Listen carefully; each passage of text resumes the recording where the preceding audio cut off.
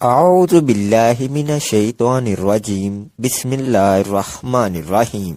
سورہ فاتحہ کا کامیاب وظیفہ بیٹھے بیٹھے کام ہو جائے گا، اللہ تعالیٰ کی غیبی مدد ہوگی، ہر ایک حاجت اسی وقت پوری ہو جائے گی انشاءاللہ۔ محترم ناظرین، آج میں آپ کو سورہ فاتحہ کا کامیاب وظیفہ بتانے جا رہا ہوں۔ یقین جانیے، جو کوئی بھی شخص سورہ فاتحہ کو پڑھتا ہے تو یقین مانے اللہ کی قسم بیٹھے بیٹھے کام ہو جاتا ہے، اللہ پاک کی غیبی مدد ہوتی ہے۔ اللہ تعالیٰ کے نورانی فرشتے اس انسان کی مدد کرنے کے لیے زمین پر آتے ہیں، ہر ایک حاجت اسی وقت پوری ہو جاتی ہے۔ اسی لیے یقین جانیں، اس سورت کو جامعہ سورت کہا گیا ہے، اور یہ سمجھیں کہ یہ سب وظیفوں سے تگڑا وظیفہ ہے اور کامیاب وظیفہ ہے، اور سورت فاتحہ سے آپ جس بھی کام کا آغاز کریں، اپنا گھر بنانا چاہتے ہیں، کسی جاب میں جانا چاہتے ہیں، آپ انٹرویو کے لیے جانا چاہتے ہیں، الارض آپ باہر کے ملک میں جانا چاہتے ہیں، کاغذات جمع کروا دیے ہیں، آپ کا کام نہیں ہو رہا، رکاوٹیں آ رہی ہیں، جادو بندش ہے، الغرض آپ کسی بھی حوالے سے پریشان ہیں، کامیابی چاہتے ہیں، کامیابیوں کی سیڑھی پر چڑھنا چاہتے ہیں، دنیا کے اندر کسی بھی لحاظ سے آپ عہدہ چاہتے ہیں، تو یقین جانیں آپ وہ کام جو آپ شروع کرنا چاہتے ہیں، اگر آپ کا یہ معمول بن جائے کہ آپ اس کام کو شروع کرنے سے پہلے سورہ فاتحہ کا یہ وظیفہ کریں، تو اللہ پاک آپ کے ہر ایک کام کے اندر کامیابی عطا فرمائے گا، اور اللہ پاک آپ کا بازو بن جائے گا۔ اور یقین جانیں، فرشتے جو اللہ پاک کے نورانی فرشتے ہیں، وہ آپ کی مدد کے لیے زمین پر اتریں گے۔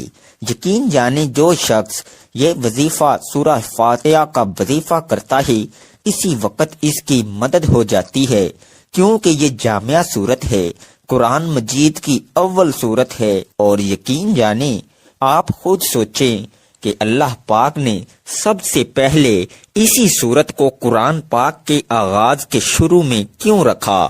اس میں کچھ بات تھی، تو اللہ پاک نے قرآن مجید کی پہلی سورت اس کو رکھا۔ تو اسی لیے پیارے ناظرین، جب آپ یہ وظیفہ کریں گے تو انشاءاللہ اللہ پاک آپ کو ہر ایک کام کے اندر کامیابی عطا کرتا جائے گا، اور یوں سمجھیں کہ آپ ہر کام کے اندر کامیاب ہو جائیں گے۔ تو یہ وظیفہ میرے اس بتلائے ہوئے طریقہ کار کے مطابق کر لو، اللہ پاک آپ کے ہر ایک کام کے اندر اللہ پاک آپ کی غیبی مدد فرمائے گا۔ جو میرے بھائی کسی بھی حوالے سے پریشان ہیں، وہ پریشانی کے وقت یہ وظیفہ کر لو۔ اگر آپ کسی جاب پر گئے ہیں، آپ انٹرویو دینے کے لیے جا رہے ہیں، آپ کچہری کے اندر، اور خاص طور پر میرے بہت سے بھائی دوستوں احباب ایسے ہوں گے کہ جن کا واسطہ کچہری عدالت کے اندر پڑتا ہوگا، تو اگر آپ مقدمہ لڑ رہے ہیں، آپ چاہتے ہیں کہ اس مقدمے کے اندر میری جیت ہو، تو پیارے ناظرین، اپنے مقدمہ لڑنے سے پہلے جب آپ عدالت کے اندر جائیں تو جاتے جاتے راستے کے اندر یہ سورہ فاتحہ کا وظیفہ میرے اس بتلائے ہوئے طریقہ کار کے مطابق کرتے جائیں۔ اللہ پاک نے آپ کو کامیابی نہ دی تو آپ یہ وظیفہ چھوڑ دیجئے گا۔ یہ یقینی وظیفہ ہے اور کامیابی کا وظیفہ ہے۔ آپ جس بھی کام کے اندر کامیاب ہونا چاہتے ہیں تو آپ سورہ فاتحہ کو پڑھ لو، کیونکہ سورہ فاتحہ کے اندر اللہ تبارک و تعالیٰ کی ثنا کو بیان کیا گیا ہے، اس میں سیدھا راستہ دکھایا گیا ہے، گمراہیوں کو بتلایا گیا، اور یوں سمجھیں کہ یہاں پر اللہ تبارک و تعالیٰ کی ثنا کو بیان کیا گیا ہے، اور جس صورت کے اندر اللہ پاک کی ثنا کو بیان کیا گیا ہے، اور جب یہی انسان پہ صورت پڑے گا، اللہ پاک کی ثنا کو بیان کرے گا، تو اللہ پاک اس کی ہر ایک حاجت کو پورا فرمائے گا، اور وہیں بیٹھے بیٹھے آپ کا وہ کام ہو جائے گا جو سالوں سے نہیں ہو رہا۔ محترم ناظرین، آج کا وظیفہ بہت ہی خاص ہے، اور اس میں ایک قرآن پاک کی سورت کا عمل ہے۔ آج کی اس ویڈیو میں ہم جو عمل آپ کو بتائیں گے یہ خاص وظیفہ قرآن پاک کی ایک چھوٹی سورت کا آپ نے اس عمل کو لازمی کرنا ہے۔ انشاءاللہ تعالی اس عمل کو کرنے سے آپ کے پاس اتنا پیسہ اور اتنا مال و دولت آئے گا، اگر آپ غریب ہیں، آپ کے گھر کے مالی حالات ٹھیک نہیں ہیں، تو آپ کے گھر کے مالی حالات اس قدر بہتر ہو جائیں گے کہ آپ جتنے بھی رشتہ دار ہیں وہ آپ کو دیکھتے ہی رہ جائیں گے۔ یہ خاص وظیفہ ہماری بہت سی بہنوں اور بھائیوں کا آزمایا ہوا عمل ہے۔ اللہ تبارک و تعالیٰ کے فضل و کرم سے گھر سے غربت اور تنگ دستی ختم ہو جائے گی اور گھر میں مال و دولت کی بارش ہونا شروع ہو جائے گی۔ تحقیق انسان کا واحد مقصد یہ ہے کہ انسان اللہ تعالیٰ کی عبادت و بندگی کرے۔ اس کے علاوہ جتنے بھی امور ہیں جن کو انسان سر انجام دیتا ہے، اس لیے بھی تاکہ وہ عبادت الہی کے معاملے میں انسان کے معاون بن سکیں۔ انسان کی صحت و تندرستی، قوت و طاقت، مال و دولت، کھانا پینا، غرض ہر ایک چیز اس لیے ہے تاکہ انسان ٹھیک ہو کر اپنے اصلی مقاصد کو انجام دے سکے۔ عبادت اللہ تبارک و تعالیٰ کے حکم اور نافذ کردہ چیزوں کو انجام دینا اور منع چیزوں سے رک جانا، لیکن عبادات کے اندر بھی فرق مراتب کا لحاظ کیا گیا ہے، یعنی ان کی انجام دہی کی صورت میں مرتب ہونے والے اجر و ثواب میں بڑا فرق ہے۔ چنانچہ کچھ امور ایسے ہیں جن کی فضیلت و اہمیت اور اجر و ثواب بہت زیادہ ہے، اور کچھ ایسے ہیں جن کا اجر و ثواب دیگر عبادتوں کی نسبت کچھ کم ہے۔ نفل عبادات میں تہجد کی نماز قبولیت کی ضامن، نماز تہجد قربت الہی کا ذریعہ ہے۔ یہ نماز خوشنودی رب کا باعث ہے، اس سے حسنات میں اضافہ ہوتا ہے، گناہ معاف ہوتے ہیں اور درجات بلند ہوتے ہیں۔ نماز تہجد سے محبت الہی کا حصول ہوتا ہے۔ یہی وجہ ہے کہ اس کی توفیق انہی چند افراد کے دامن میں آتی ہیں جو اللہ کے پسندیدہ افراد ہوتے ہیں۔ ناظرین کرام، آج ہم آپ کو ایسی صورت کا وظیفہ بتائیں گے کہ بے روزگاروں نے کیا تو اللہ تعالیٰ نے ان کے لیے نوکری کا وسیلہ بنا دیا، کاروباری حضرات نے کیا تو ان کے پاس گاہکوں کی لائن لگ گئی۔ یہ وظیفہ آپ نے نماز عشاء کے بعد کرنا ہے۔ اگر اس وظیفے کو احسن طریقے سے کر لیتے ہیں تو انشاءاللہ آپ کے جو رزق کے مسائل وہ حل ہونا شروع ہو جائیں گے۔ انشاءاللہ رزق کا مسئلہ حل ہو جائے گا، رزق کی رکاوٹیں بندشیں دور ہو جائیں گی۔ یہ ایک ایسی صورت ہے جن لوگوں نے بھی پڑھا اللہ تعالیٰ نے انہیں غنی بنا دیا، جن لوگوں نے بھی اس کو کیا ان کے کاروبار خوب پھلے پھولے۔ آج آپ کے لیے یہ وظیفہ لے کر آئے ہیں۔ قرض کے بوجھ تلے دبے انسان اس کو کریں، انشاءاللہ آپ کامیاب ہوں گے، لیکن ظاہری اسباب آپ نے لازماً بیان کرنے ہیں۔ تو یہ وظیفہ آپ کسی بھی نماز کے بعد کر سکتے ہیں، لیکن نماز عشاء کے بعد زیادہ بہتر رہے گا۔ اس وظیفے کو خواتین بھی کر سکتی ہیں، بہنیں، بھائی، بزرگ سب اس وظیفے کو کر سکتے ہیں۔ اس وظیفے کو آپ ایک دوسرے کے لیے بھی کر سکتے ہیں، بھائی بہنوں کے لیے کر سکتے ہیں، بہنیں بھائی کے لیے کر سکتی ہیں، والدین بچوں کے لیے کر سکتے ہیں۔ یہ وظیفہ سورہ فاتحہ کا وظیفہ ہے۔ مشائخ اور بزرگان دین کہتے ہیں رزق کے اندر کامیابی چاہتے ہیں جو دین اور دنیا کے اندر ترقی چاہتا ہے، اور جو رزق کے اندر برکت چاہتا ہے اس صورت کو اپنا لے۔ آپ نے یہ کرنا ہے کہ کوئی ایک ٹائم مقرر کر لیں۔ اس وظیفے کو جائز حاجت کے لیے اس لیے نہیں کرنا کہ امیر و دولت مند ہو جاؤں گا تو اپنے خاندان والوں کو نیچا دکھاؤں گا۔ فخر و غرور نکال کر صرف عاجزی و انکساری کے ساتھ اس وظیفے کو کرنا ہے۔ دوران وظیفہ کوشش کریں آپ نے بدبودار اشیاء کا استعمال نہ کرنا، جیسا کہ کچا پیاز ہو گیا۔ مرد حضرات تمباکو نوشی سے پرہیز کریں، اس کے علاوہ حلال کا لقمہ کھائیں اور گناہ سے بچیں، حرام رزق سے دور رہیں۔ وظیفہ ختم ہونے کے بعد اللہ تعالیٰ کی رضا کی خاطر کوئی میٹھی چیز آپ نے تقسیم کرنی ہے، کوشش کرنی ہے بچوں کے اندر تقسیم کرتے رہیں۔ اس حقیقت سے تو کوئی بھی انسان انکار نہیں کر سکتا کہ دنیا میں ہر امیر و غریب، نیک و بد کو قانون قدرت کے تحت دکھ و غم اور پریشانیوں سے کسی نہ کسی شکل میں ضرور واسطہ پڑتا ہے۔ اس کا سبب یہ ہے کہ یہ دنیا دارالعلوم اور امتحان گاہ ہے۔ انسان یہاں آزمائش کے لیے بھیجا گیا ہے۔ اسے آزادی سے نیکی اور بدی کرنے کی قوت دی گئی ہے۔ وہ نیکی کرنے کی صورت میں اجر و ثواب کا حقدار پاتا ہے، لیکن نافرمانی کی صورت میں عذاب و سزا کا مستحق ٹھہرتا ہے۔ غربت و تنگ دستی اور امارات و خوشحالی بھی اس دنیا کے دارالعلوم ہونے کا ایک حصہ ہے۔ یہاں دو قسم کے لوگ رہتے ہیں، ایک وہ جو آسودہ حالت اور دولت مند ہیں اور ہر قسم کی آسائش و آرام سے بہرہ آور ہیں، دوسرے وہ جو غربت و مفلوق اور تنگ دستی کی بنیاد پر ضروریات زندگی سے بھی محروم ہیں، اور ان کی زندگی انہی دکھوں اور تکلیف سے لڑتے ہوئے گزر جاتی ہے۔ انسان کسی بھی گروہ سے تعلق رکھتا ہے، اسے دکھوں سے مفر نہیں ہوتا ہے۔ یہ الگ بات ہے کسی کو کم اور کسی کو زیادہ دکھوں سے واسطہ پڑتا ہے، اور پھر اسے زندگی گزارنا ایک پہاڑ نظر آنے لگتی ہے۔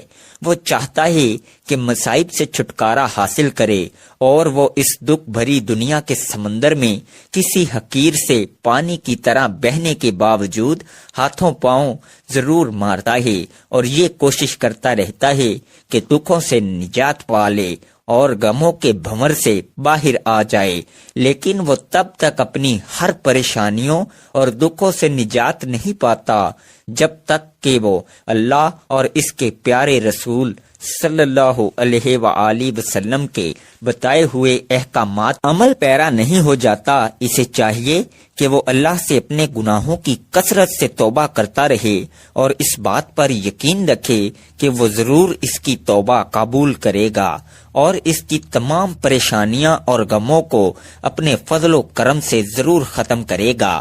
تو ناظرین، ایک اور بات آپ کو بتاتا چلوں کہ کوئی بھی وظیفہ شروع کرنے سے پہلے آپ درود پاک لازمی پڑھ لیا کریں۔ یہ درود پاک کا عمل اللہ پاک نے قرآن کے اندر خود فرمایا ہے، اور جس کی تفسیر میں آتا ہے کہ اللہ تعالیٰ فرماتا ہے کہ میں خود درود بھیجتا ہوں اپنے پیارے پیغمبر حضرت محمد مصطفیٰ صلی اللہ علیہ وآلہ وسلم پر، اور میرے جتنے فرشتے ہیں، نوری مخلوق ہیں، یہ بھی میرے نبی پر سب مل کر درود پڑھتے رہتے ہیں۔ اللہ تعالیٰ فرماتا ہے کہ اے ایمان والو، تم بھی میرے نبی حضرت محمد مصطفیٰ صلی اللہ علیہ وآلہ وسلم پر درود پڑھو۔ یہ میرے اللہ پاک کا ہمیں واضح حکم ہے، اور یہ کام، یہ عمل اللہ کی ذات خود بھی کرتی ہے۔ قرآن پاک سورہ احزاب میں ارشاد باری تعالیٰ ہے کہ بے شک اللہ اور اس کے فرشتے نبی پر درود بھیجتے ہیں۔ اے ایمان والو، ان پر درود اور خوب سلام بھیجو۔ حضرت ابو طلحہ انصاری رضی اللہ عنہ فرماتے ہیں، ایک دن حضور اکرم صلی اللہ علیہ وآلہ وسلم تشریف لائے اور بشاشت چہرہ اقدس میں نمایاں تھی۔ ارشاد فرمایا، میرے پاس حضرت جبرائیل علیہ السلام آئے اور کہا، آپ کا رب عز وجل فرماتا ہے، کیا آپ راضی نہیں کہ آپ کی امت میں جو کوئی آپ پر درود بھیجے میں اس پر 10 بار درود بھیجوں گا، اور آپ کی امت میں کوئی آپ پر سلام بھیجے میں اس پر 10 بار سلام بھیجوں گا۔ حضرت عبداللہ بن مسعود رضی اللہ عنہ سے روایت ہے، حضور پر نور صلی اللہ علیہ وآلہ وسلم نے ارشاد فرمایا، قیامت کے دن مجھ سے سب لوگوں میں قریب وہ ہوگا جس نے سب سے زیادہ مجھ پر درود بھیجا ہے۔ حضرت انس رضی اللہ عنہ سے روایت ہے، حضور اقدس صلی اللہ علیہ وآلہ وسلم نے ارشاد فرمایا، جو مجھ پر ایک بار درود بھیجے اور وہ قبول ہو جائے تو اللہ تعالیٰ اس کے 80 برس کے گناہ مٹا دے گا۔ حضرت عبداللہ بن عمر رضی اللہ عنہ فرماتے ہیں جو نبی کریم صلی اللہ علیہ وآلہ وسلم پر ایک بار درود بھیجے تو اللہ تعالیٰ اس کے فرشتے اس پر 70 بار درود بھیجتے ہیں، اور اللہ نے اپنی پیاری مخلوق جو نوری مخلوق ہے جس میں حضرت جبرائیل، میکائیل، اسرافیل، بے شک بے شمار فرشتے میرے اللہ کے ہیں، وہ سب میرے نبی پر درود پڑھتے ہیں۔ تو اللہ رب العزت فرماتے ہیں کہ میں بھی اور میری تمام نوری مخلوق فرشتے بھی، اور اب میں بندوں کو بھی حکم دے رہا ہوں کہ جو مجھ کو مانتے ہیں، جو میرے نبی صلی اللہ علیہ وآلہ وسلم پر ایمان لے کر آئے ہیں، ان کو بھی حکم دے رہا ہوں کہ یہ عمل تم بھی کرو۔ وہ عمل کون سا ہے؟ اور وہ عمل یہ ہے کہ درود پاک پڑھو۔ اسی طرح درود شریف کے فضائل میں سے ایک اہم فضیلت یہ بھی ہے کہ درود شریف کے بغیر کوئی بھی دعا قبول نہیں ہوتی۔ حضرت سعید بن مسیب رضی اللہ عنہ حضرت عمر رضی اللہ عنہ قول نقل کرتی ہیں، مجھے یہ بات پہنچی ہے کہ جب تک کسی دعا کے ساتھ حضور اکرم صلی اللہ علیہ وآلہ وسلم پر درود پاک نہ پڑا ہو، وہ زمین و آسمان کے درمیان معلق رہتی ہے۔ سیدنا جابر بن عبداللہ رضی اللہ عنہ سے روایت ہے کہ نبی پاک صلی اللہ علیہ وآلہ وسلم ممبر پر جلوہ افروز ہوئے۔ جب پہلی سیڑھی پر چڑھے تو فرمایا آمین، پھر دوسری پر چڑھے تو فرمایا آمین، پھر تیسری پر چڑھے تو فرمایا آمین۔ صحابہ نے کہا اللہ کے رسول، ہم نے آپ کو 3 مرتبہ آمین کہتے ہوئے سنا۔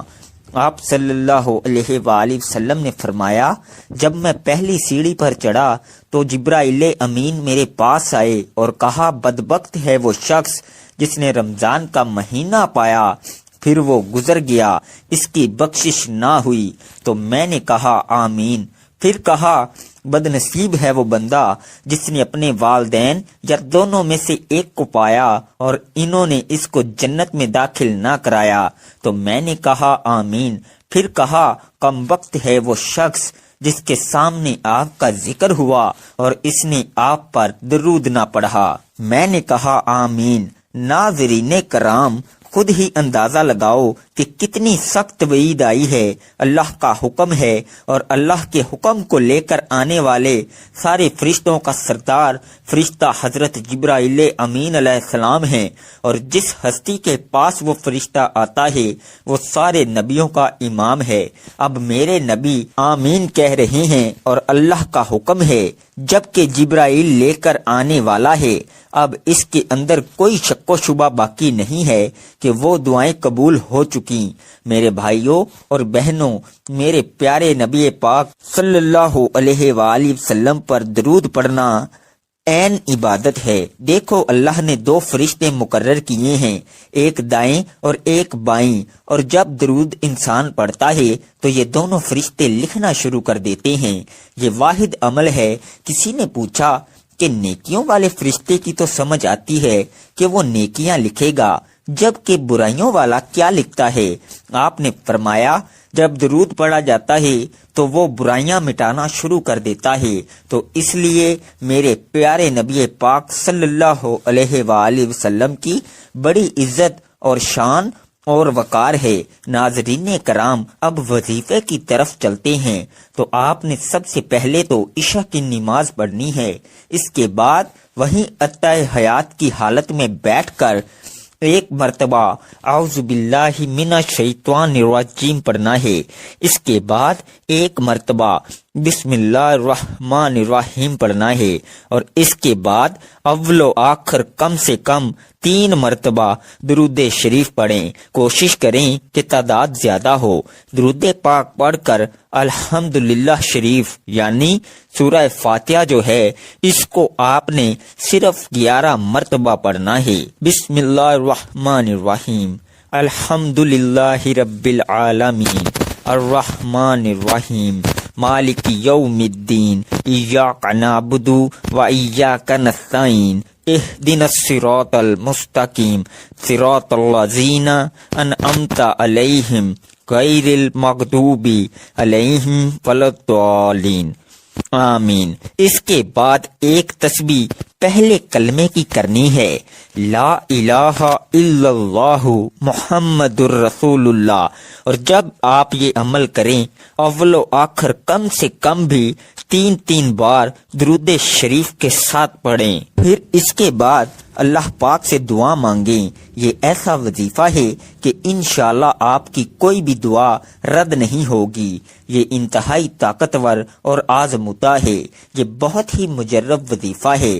میں نے سوچا کہ یہ تحفہ اپنے ناظرین کو بھی دے دوں، کیونکہ اس دور میں کافی لوگ پریشان ہیں، روپے پیسے کی کمی ہے۔ انشاءاللہ العزیز اللہ رب العزت آپ کو بھی اپنے فضل و کرم سے اس مالی تنگ دستی سے نجات دے گا انشاءاللہ، اور خوشخبری ملے گی، اور یہ عمل ایمانداری کے ساتھ اور مکمل یکسوئی کے ساتھ کرو۔ حضرت ابو ہریرہ رضی اللہ عنہ سے روایت ہے کہ عرض کیا گیا، یا رسول اللہ، قیامت کے روز آپ کی شفاعت کا سب سے زیادہ مستحق کون ہوگا؟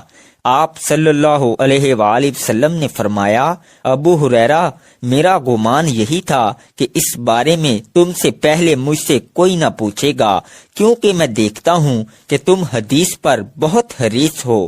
قیامت کے روز میری شفاعت حاصل کرنے میں سب سے زیادہ خوش نصیب شخص وہ ہوگا جس نے خلوص سے دل و جان سے لا الہ الا اللہ پڑھا ہوگا۔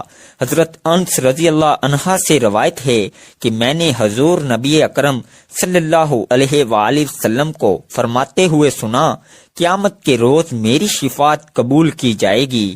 میں عرض کروں گا، یا رب، جس کے دل میں رائی کے برابر ایمان ہو اسے جنت میں داخل فرما دے۔ بس وہ داخل ہو جائیں گے۔ پھر میں عرض کروں گا، اسے بھی جنت میں داخل فرما دے جس کے دل میں ذرا سا بھی ایمان ہے۔ حضرت انس رضی اللہ عنہ فرماتے ہیں، گویا کہ میں اب بھی اشارہ کرتے رسول اللہ صلی اللہ علیہ وآلہ وسلم کی انکشان مبارک کی طرف دیکھ رہا ہوں۔ حضرت ابن عباس رضی اللہ عنہ سے روایت ہے کہ حضور نبی اکرم صلی اللہ علیہ وآلہ وسلم نے فرمایا، اہل ایمان میں سے ایک قوم اپنے گناہوں کے باعث جہنم میں داخل ہوگی، تو مشرکین ان سے کہیں گے، تمہیں تمہارے ایمان نے کوئی فائدہ نہیں دیا کہ ہمیں اور تمہیں ایک ہی جگہ عذاب دیا جا رہا ہے۔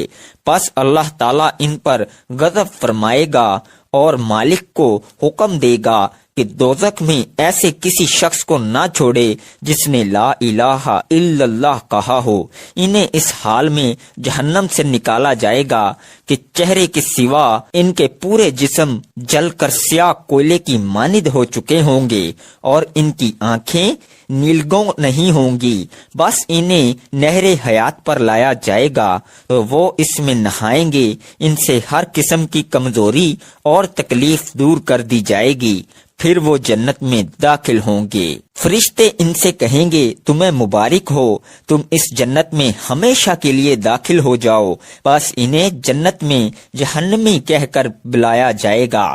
پھر کچھ عرصہ بعد وہ اللہ تعالیٰ سے عرض کریں گے تو وہ ان سے اس نام کو ختم فرما دے گا، سو انہیں اس نام سے کبھی بھی نہیں بلایا جائے گا۔ جب وہ آگ سے نکلیں گے تو کافر کہیں گے، کاش ہم مسلمان ہوتے۔ اس کے بعد آپ نے اللہ تبارک و تعالیٰ سے دعا مانگنی ہے، اے بیماروں کو شفا دینے والے، اے بادشاہوں کے بادشاہ، اے اللہ، ہم تیرے گناہ گار بندے ہیں، تیرے خطا کار بندے ہیں، ہمارے گناہوں کو معاف فرما، ہماری خطاؤں کو معاف فرما۔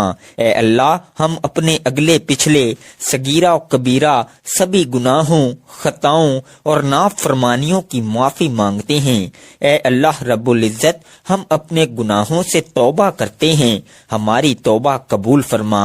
اے اللہ، ہم گناہ گار ہیں، سیاہ کار ہیں، بدکار ہیں، تیرے احکام کے نافرمان ہیں، ناشکرے ہیں، لیکن میرے معبود تیرے نام لیوا بندے ہیں، تیری توحید کی گواہی دیتے ہیں۔ تیرے سوا کوئی عبادت کے لائق نہیں ہے، تیرے سوا کوئی بندگی کے لائق نہیں ہے، تیرے سوا کوئی تعریف کے لائق نہیں ہے۔ ہمارے معبود، ہمارے گناہ تیری رحمت سے بڑے نہیں ہیں، تو اپنی رحمت سے ہمارے گناہ معاف کر دے۔ اے اللہ پاک، ہمیں گمراہی کے راستے سے ہٹا کر صراط مستقیم کے راستے پہ چلنے والا بنا دے۔ اے اللہ، ایسی نماز پڑھنے کی توفیق عطا کر جس نماز سے تو راضی ہو جائے۔ زندگی میں ایسے نیک اعمال کرنے کی توفیق عطا کر جن اعمالوں سے تو راضی ہو جائے۔ ہمیں ایسی زندگی گزارنے کی توفیق عطا کر جس زندگی سے تو راضی ہو جائے۔ ایمان پہ زندہ رکھ اور ایمان پہ ہی موت عطا کر۔ اے اللہ، ہمیں تیرے احکام کی فرما برداری کرنے والا بنا، اور تیرے پیارے حبیب جناب محمد رسول اللہ صلی اللہ علیہ وآلہ وسلم کے نیک اور پاکیزہ آداب کو اپنانے والا بنا دے۔ اے اللہ، ہماری پریشانیوں کو دور کر دے۔ اے اللہ، جو بیمار ہیں انہیں شفائے کاملہ عطا فرما۔ اے اللہ، جو بے اولاد ہیں انہیں اپنے خزانوں میں سے نیک اور صالح اولاد عطا فرما۔ اے اللہ، جن کے جو کام رکے ہوئے ہیں وہ پورے کر دے۔ اے اللہ، بچھڑے ہوں کو ملا دے۔ اے اللہ، شادی شدہ جوڑوں میں محبت اور خلوص پیدا کر دے اور ان کی زندگیوں میں برکت ڈال دے۔ اے اللہ، تمام لڑکے اور لڑکیوں کے نصیب اچھے کر دے۔ اے اللہ، جو قرض کے بوجھ تلے دبے ہوئے ہیں ان کا قرض جلد سے جلد ادا کروا دے۔ اے رب العزت، شیطان سے ہماری حفاظت فرما۔ اے اللہ، حلال رزق کمانے کی توفیق عطا فرما۔ اللہ تعالی ہم سب کا حامی و ناصر ہو۔ ناظرین کرام، اللہ تعالی کے 99 ناموں میں سے کوئی سا ایک نام کمنٹ میں لکھ کر ضرور شیئر کریں۔ اللہ حافظ۔